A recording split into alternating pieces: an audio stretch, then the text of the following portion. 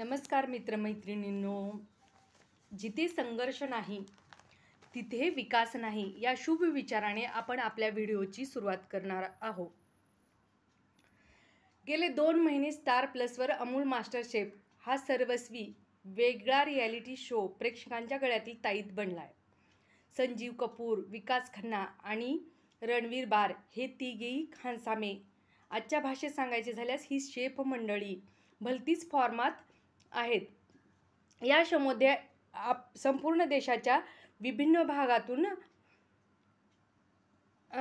अमाप स्पर्धक उत्साहाने भाग घेत आहेत.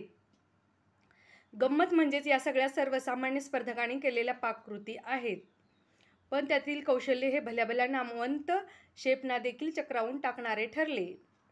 नवाबी संस्कृतीच्या पाऊलखुणा जपणारे शहर म्हणून आजही ज्या लखनौ शहराची ओळख आहे, त्या शहरात लहानाचा मोठा झालेल्या रणवीर बार या शेफशी त्यांची स्टोरी आपण सांगणार आहोत. भला थोरला चंगा परिवार त्यांचा.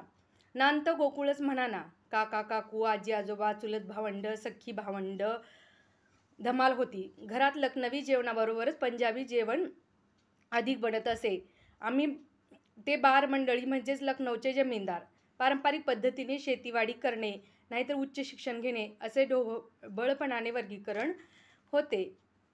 तो 8वी-9वीत जाईपर्यंत त्याच्या करिअरचे काय होणार हा घरातील एक संवेदनशील मुद्दा होता. वाढत्या वयातील हुडपणा त्याच्यात भरलेला होताच.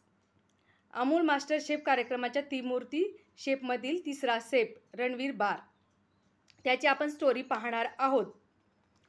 लखनौच्या अनेक पाककृती प्रसिद्ध, अगदी जागतिक नकाशावर गेलेल्या लखनवी कबाब, लखनवी टिक्की, बिर्याणी यांचा चमचमीत दरवळ तिथल्या गल्लीबोळातून पसरलेला असतो. रणवीरच्या घरातील व्हेज लजीज कबाब बनत नेमक्या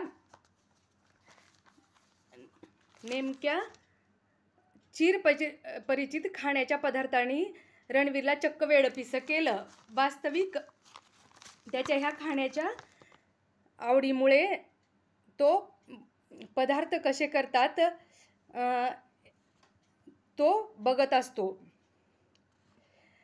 काही मुलांना ह्यात स्वारस्य नसते, पण त्याला ह्या म्हणतात ना, या म्हणीची प्रचिती यावी तसंच रणवीरचं वर्तन होतं.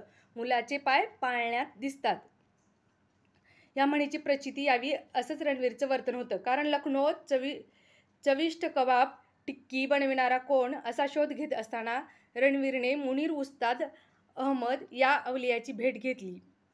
लखनवी कबाब बनविणारा हा 71 वर्षाचा वृद्ध खानसामा आणि त्याचे कबाब मशहूर होते. वेळ मिळाला की रणवीर तिथे धाव घेत असे. दररोज मुनीर उस्ताद अहमदच्या छोट्याशा दुकानासमोर उभे राहून त्याचे कबाब बनविणारे हात कसे चालतात याचे धडे रणवीर त्याच्याही नकळत गिरवू लागला. याच लखनवी कबाबाचे इतके गारूड पडले की तो त्याचे करिअर याच क्षेत्रात करणार हे त्याने नक्की केले आणि मग घरी चिंताक्रांत असलेल्या आपल्या कुटुंबावर हा बॉम्ब फोडला. जमीनदारी तेही पिढ्यानपिढ्या करणाऱ्या बार परिवारासाठी रणवीरने निवडलेला व्यवसाय म्हणजे भिकेचे डोहाळे होते. पण आपल्या कौटुंबिक सदस्यांची समजूत घालण्यात रणवीर यशस्वी ठरला. त्या आठवणीच्या मोहळात सापडल्या रणवीर म्हणतो, कबाब बनविणाऱ्या म्हातारबुवांनी खूप आढेवेढे घेतले. केवळ गंमत माकडचेष्टा म्हणून हा मुलगा आपल्या मागे लागला आणि कबाब शिकवा म्हणून हट्ट धरू लागलाय असे मुनीर उस्ताद यांना वाटले. पण 7 महिन्यात लखनवी पदार्थ करण्यात रणवीर तरवेज झाला. रणवीरसारख्या शाळकरी मुलाची चिकाटी मुनीर उस्तादला आपलं शिष्यत्व देण्यास भाग पाडून गेली. 10वी नंतर लखनौच्या केटरिंग कॉलेजमध्ये प्रवेश घेतला आणि मेरिटमध्ये उत्तीर्ण झाल्यावर पहिलीच नोकरी ताज हॉटेलमध्ये मिळाली. ताजमध्ये अनेक उत्तम अनुभवांचे भांडार उघडे झाले. जागतिक पाककृती, वेळेची, इंधनाची बचत या अतिशय महत्त्वाच्या बाबीसह तो पुढे जात राहिला. ताजमध्ये एक नवे रेस्टॉरंट रणवीरने सुरू केले. दिल्लीजवळच्या नोएडा शहरात सातकाया हे हॉटेल सुरू केले. इथल्या अनुभवानंतर सावियो, फोर्ट, सिंगापूर आणि मग बोस्टन, अमेरिका असे टप्पे रणवीर गाठत गेला. स्वयंपाक म्हणजे केवळ क्षुधा शांती नव्हे, आत्मा से परमात्मा का मिलन असावे या सत्याचा प्रत्यय घेत रणवीरची वाटचाल चालू होती. रणवीरला ठामपणे वाटलं, जगात कुठलीही खाद्यसंस्कृती अशी नाही ज्याचे रसग्रहण मी केले नाही, पण मला अतिशय जीवाभावाची वाटते ती अवधी खाद्यसंस्कृती. मुझे अवधी खाने से लगाव है, कारण अवधी खाद्यसंस्कृती में मिट्टी की महक है. अगदी तव्यावरचे गरम गरम जेवण वाढल्याचा भास होतो. रणवीरच्या मते देशातील खाद्यसंस्कृती लोकांना जोडते. मनाचे पूल जोडले जातात. नफरत की दीवारे लांघणे की शक्ती है खाने में. आपल्या देशाच्या लहान लहान प्रांताची देखील एका ठराविक खाद्यसंस्कृती आहे जी भारतीयांनी जपली आहे.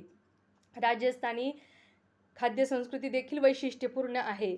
मराठी, मालवणी, गोवणीज, खानदेशी, वैदर्भीय किती प्रकारच्या खाद्यपद्धती आहेत. एकट्या महाराष्ट्रातच ट्रायबल फूडचे देखील एक वैशिष्ट्य आहे. हल्ली ग्लोबलायझेशनमुळे जगभरचे फूड ट्रेंड समजू लागले. सामान्य माणसे देखील कामानिमित्त कधी पर्यटनाला बाहेर पडतात, त्यामुळे जिथे जे प्रसिद्ध आहे त्याचा आस्वाद घेणे त्यांना आवडते. सो फ्रेंड्स, आपण म्हणतो की आपण काय करू शकतो, पण अभ्यासाव्यतिरिक्त आपले जे छंद आहेत, कोणाला खाण्याची आवड असते, कोणाला खाणं बनवण्याची, तर आपण रणवीरकडून आदर्श घेतला पाहिजे. आपण मोबाईलवर आणखीन सरिताज किचन, मधुराज रेसिपी अशा मधुराताईंनी जे बायकाही काही कमी नाही आहेत अशा क्षेत्रात, तेव्हा आपण महिलांनी असा विचार केला की मी काहीही करू शकत नाही, तर तुमच्या अंगात जे कृती करण्याचे जे कलागुण आहेत ते तुम्ही जोपासा आणि तुमच्या टॅलेंटला खरा वाव द्या. तुम्हाला हा व्हिडिओ आवडल्यास लाईक, शेअर आणि सबस्क्राईब करायला आणि तो जास्तीत जास्त लोकांपर्यंत पोचवायला चॅनलला नक्कीच सबस्क्राईब करा आणि जास्तीत जास्त लोकांपर्यंत शेअर करा.